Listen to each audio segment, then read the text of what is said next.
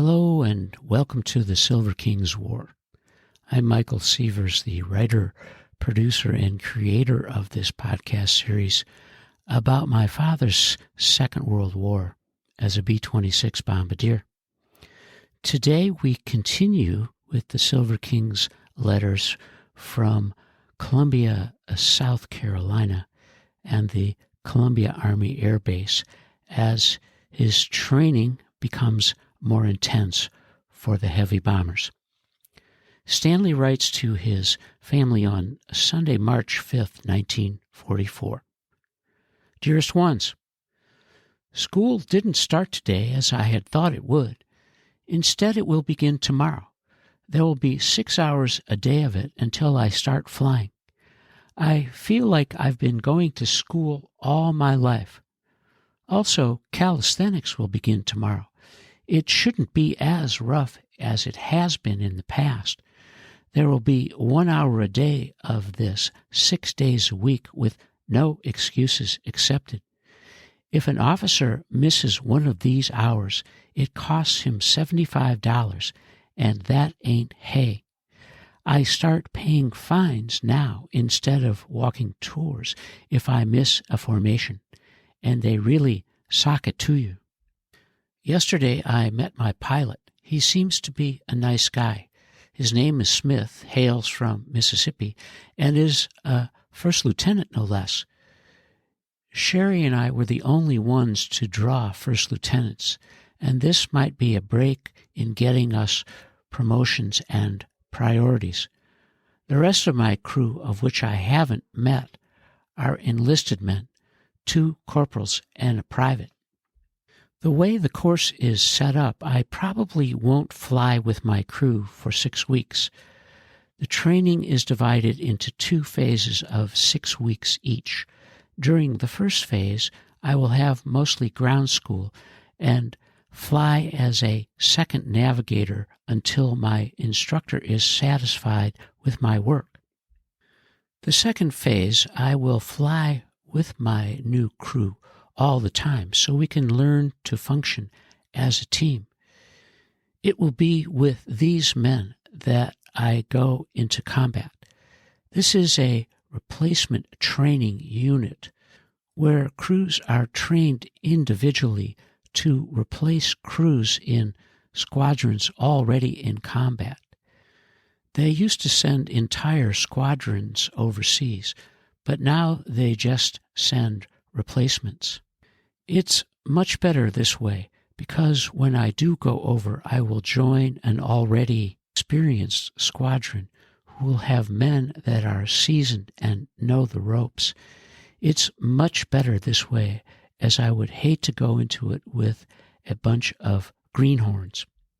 This month I should get in all my flying time to take care of the last 3. That means I will get all my back flying pay.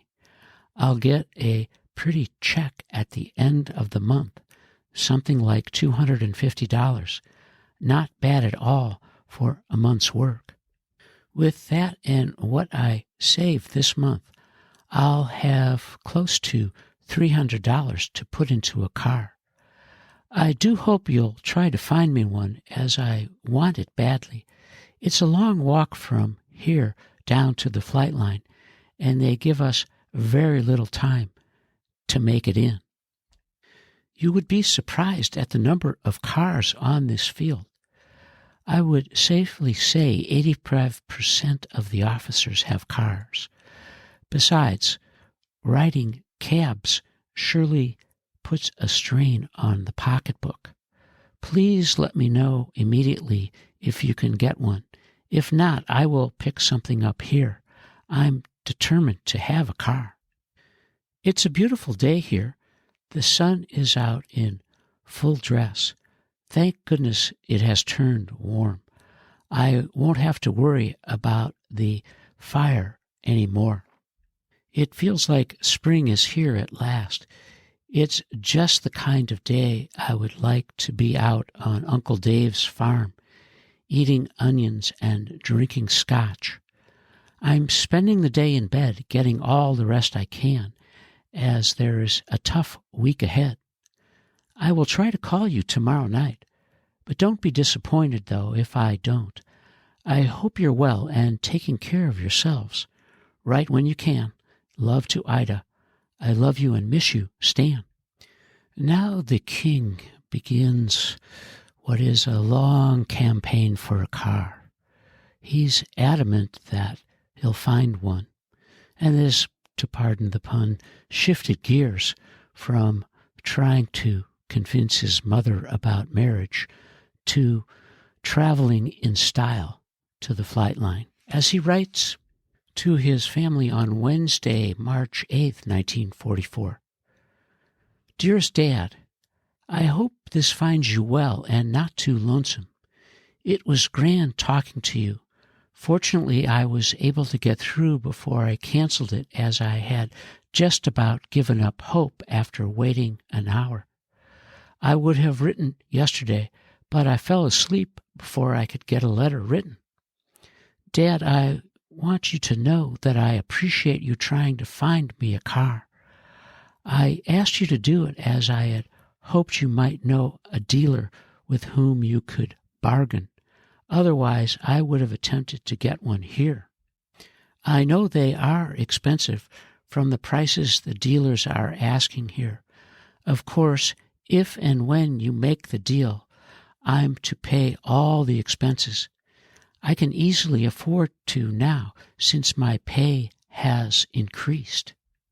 I don't want one too expensive, yet I want one that will hold up for the duration.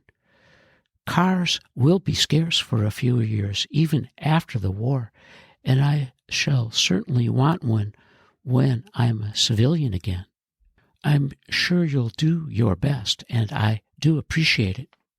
School, so far, hasn't been too bad. I've had the duties of a co-pilot and navigation. Now they tell me I'm to be a co-pilot, navigator, bombardier, and gunner, almost a one-man crew. It's going to be a tough job, especially the navigation, but I guess I can handle it okay. Due to the weather, I haven't had calisthenics yet. It has been raining, and today it was windy and cold. I saw where Birmingham had a terrible storm. I surely hope you didn't suffer any damage. Please write me, as I would love to hear from you. I hope you have a swell trip to Dothan. But go slow and take it easy. Take care of yourself and keep well. Love to Ida. All my love, Stan. Stanley is using his skills as a negotiator to develop his father as an automobile advocate. And he writes to his family on Thursday, March 9, 1944. Dearest Ones, just a note to let you know I'm fine and thinking of you. Received your letter, and as always, so happy to hear from you. I'm sure you must have had a grand time in Dothan.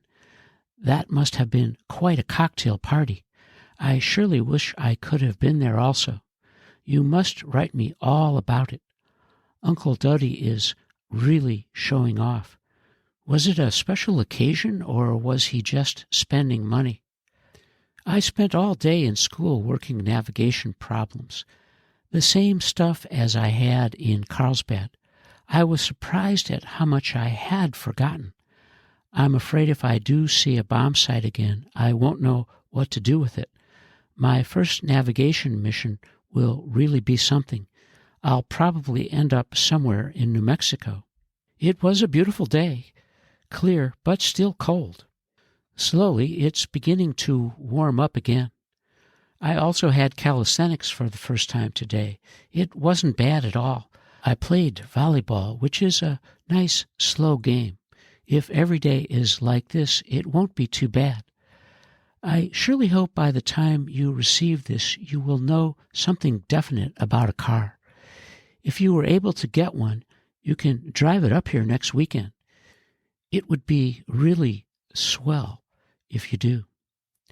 There isn't any further news. Write as soon as possible to let me know the details. Keep well. Love to Ida. I love you and miss you. Stan. The Silver King's car quest continues, as we reach the conclusion of Letters from Columbia Part 3. And you are listening to the Silver King's War.